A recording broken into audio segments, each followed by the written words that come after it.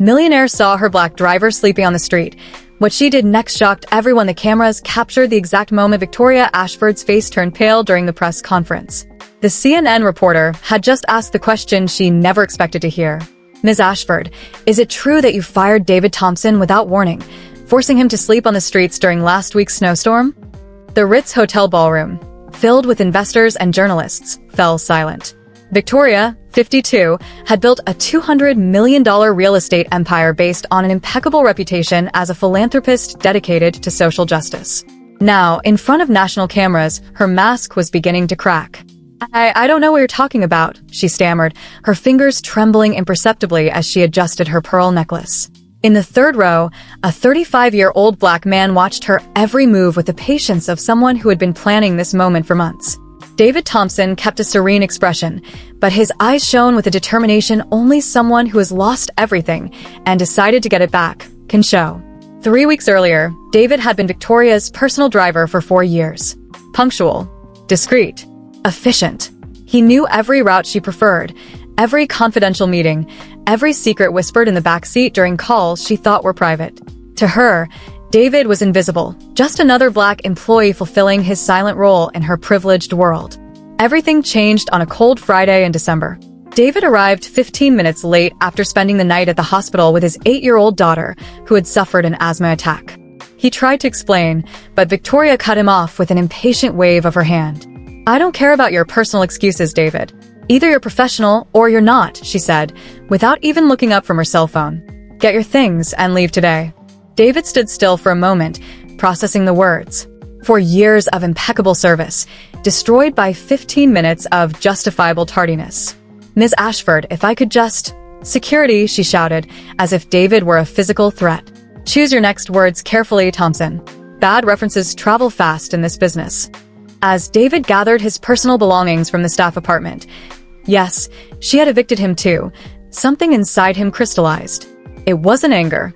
It was something colder, more calculated. For 4 years, he had been the silent driver who heard everything, saw everything, recorded everything. In his mind, Victoria had no idea that David had graduated from Howard University with a degree in business, but had taken the job as a driver to support his daughter and diabetic mother. She also didn't know that he had a photographic memory and years of experience observing how powerful people operated their schemes. Now, back at the press conference, the reporter continued her assault. "We have information that Mr. Thompson was found sleeping in his car during a snowstorm after being evicted without notice. How does a self-proclaimed civil rights advocate justify this action?" Victoria tried to regain her composure, but her voice came out shaky. "That is a complete distortion of the facts. David Thompson was dismissed for just cause after multiple violations of protocol." That's when David slowly stood up. All eyes turned to him. With disturbing calm, he opened a black briefcase and held some documents in the air. "Ms. Ashford," he said, his voice echoing through the silent hall, "are you sure you want to continue with this version of events?" The blood drained from Victoria's face. She immediately recognized some of those papers, documents she thought were safe in her private office. But what terrified her most was the calm smile on David's face. It wasn't the smile of a victim. It was the smile of someone who had spent weeks preparing for this moment, with surgical precision. If this story of injustice and reversal is piquing your curiosity, don't forget to subscribe to the channel, because what David had in that briefcase was just the tip of the iceberg. A plan was in motion, one that would turn the most powerful woman in the city into yet another cautionary tale about the dangers of underestimating the people you step on to get ahead. The tension in the Ritz ballroom was palpable. Victoria Ashford tried to regain control of the situation, adjusting her blazer and forcing a cold smile. "Mr. Thompson, I don't know what kind of charade this is, but—" "Charade?" David interrupted, his voice slicing through the air like a knife. "Ms. Ashford, do you remember this phone conversation?" He held up his cell phone. Everyone could hear Victoria's unmistakable voice echoing through the hotel sound system. "I don't care if your daughter is in the hospital, David. People like you always have dramatic excuses. Either you work professionally, or you go back to the ghetto, where you came from." The silence that followed was deafening. Cameras zoomed in on Victoria's face, now completely drained of color. Journalists whispered. Others typed furiously on their phones. That was taken out of context," she stammered, but her voice sounded weak and desperate. David remained impassive. "Context? Let's give some more context then. He calmly leafed through his documents. Medical records for my daughter, Sophie, age 8, showing she was admitted to the hospital in the early hours of December 15th with a severe asthma attack. Time, 2:37 a.m. He held the papers up to the cameras. And here, text messages I sent to you, informing you of the situation, asking for just 15 minutes to ensure my daughter could breathe before I drove your car. What Victoria didn't know, what she never bothered to find out, was who David Thompson really was. A magna cum laude graduate in business from Howard University, he had given up a promising corporate career when his wife died in an accident, leaving him to raise Sophie and care for his diabetic mother. Taking the chauffeur job wasn't humiliation. It was strategy. David knew that powerful people spoke freely in front of those they considered invisible. For 4 years, he absorbed every conversation, memorized every detail, mentally filed away every shady scheme spoken in the backseat of that BMW. Ms. Ashford, David continued, do you also remember forcing me to work 17 hours straight on my daughter's birthday because emergencies don't respect sentimental dates? Victoria tried to stand, but her legs were visibly shaking. I never said it exactly like that. No, David replied, a tight smile forming on his lips. Then perhaps I should refresh your memory with a few more recordings. The CNN reporter, sensing history unfolding, asked what everyone wanted to know.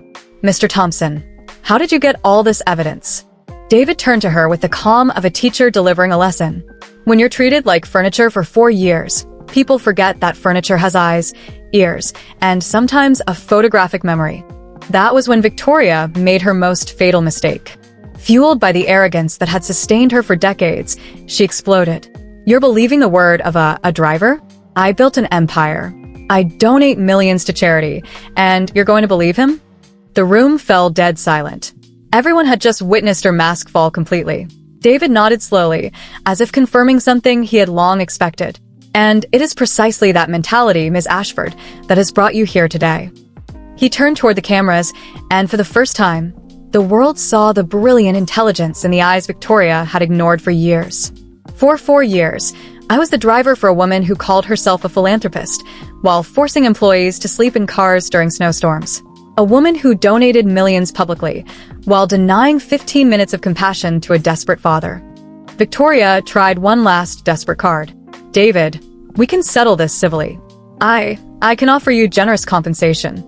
Compensation. David laughed, a sound with no humor. Ms. Ashford, you still don't understand. This was never about money. He looked her straight in the eyes, and she felt a chill ripple down her spine. There was something there. Cold. Calculated. Relentless. The same look she had once used to dominate boardrooms, only now turned back on her. Every night, I spent sleeping in my car after you evicted me. Every meal my daughter skipped. Every tear my mother cried, thinking she had raised a failure. All of that gave me time to plan this moment. Very carefully. Investors shifted in their seats. Some texted furiously, likely to their attorneys. Victoria's empire, and the reputation of everyone tied to her, was crumbling.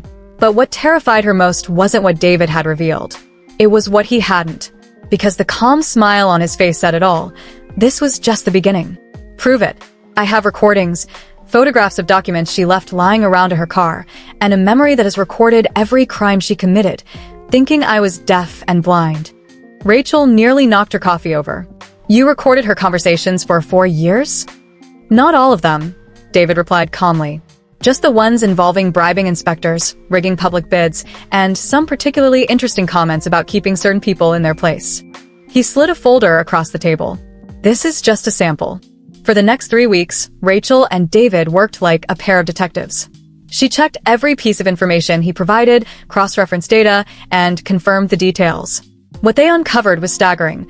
An empire built on systematic corruption, institutionalized discrimination, and an arrogance so profound that Victoria had documented her own crimes in conversations she believed were private. David, this isn't just about you being unfairly fired, Rachel had said the week before the press conference. This is about decades of a corrupt system that she helped build. You have enough evidence to take down not just her, but half a dozen politicians and business people. But David had an even more elaborate plan. He didn't just want to expose Victoria, he wanted to humiliate her in front of the very people she had always tried to impress. The press conference had been the perfect stage, an event where she would feel safe and powerful, surrounded by allies and investors. She'll try to discredit me by saying I'm just a resentful driver, David had predicted during planning. It's that arrogance that will bring her down. Rachel had smiled. And when she does, it will be the perfect moment to reveal who you really are and what else you know. Back in the Ritz ballroom, Victoria made exactly the mistake David had anticipated. You're going to take the word of a driver? She sneered, her contempt echoing through the silent hall. David merely nodded, as if she had triggered the trap he had carefully laid. Thank you for that question, Mrs. Ashford. Because now, I can introduce someone who has much more credibility than a mere driver. He gestured. Rachel Morrison stood from the audience, her CNN badge clearly visible. Ms. Ashford, I'm Rachel Morrison, investigative journalist. Over the past 3 weeks, our team has independently verified every one of Mr. Thompson's allegations. Would you like to comment on the fraudulent social housing contracts we've documented? Or would you prefer to discuss the bribes paid to City Inspector Johnson? Victoria's face drained of color. She recognized the name immediately. Johnson was her most important contact at City Hall, responsible for fast-tracking project approvals in exchange for generous consulting fees. I don't know what you're talking about, she stammered, but her voice sounded weak and unconvincing. David calmly leafed through his folder and held up another document. Ms. Ashford, do you remember this phone conversation from March 17th last year? You said, and I quote, Johnson, the low-income housing project needs to be approved this week. You know your son needs that scholarship my foundation offers, don't you? The silence in the room was deafening. Some investors began rising discreetly, clearly wanting to distance themselves from the scandal unraveling before their eyes. But David wasn't finished. He looked directly at Victoria. For the first time, she no longer saw the submissive employee she had despised for 4 years. She saw a man who had turned